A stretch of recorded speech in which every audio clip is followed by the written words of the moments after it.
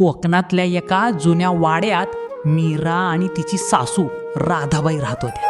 मीरा, व्यवसायात खूप मोठं नुकसान झालंय. कर्ज कसं फेडायचं काहीच सुचत नाहीये. देवा, आता काय होणार? मुलांची शाळा आणि ही घर कसं वाचणार?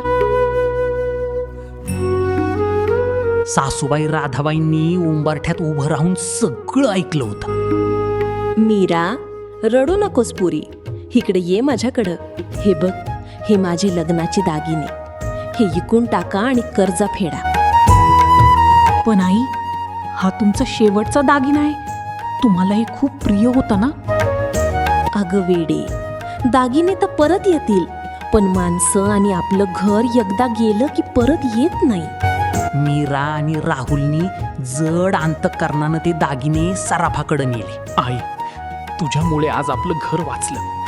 आम्ही तुझे खूप ऋणी आहोत. खरंच आई, तुमचं मन या सोन्यापेक्षाही कितीतरी जास्त मौल्यवान आहे. त्या दिवशी त्या घराला समजलं की खरी श्रीमंती सोन्यात नाही तर एकमेकांच्या साथीमध्ये असते. माणसं दागिन्यांपेक्षा मौल्यवान असतात बघा.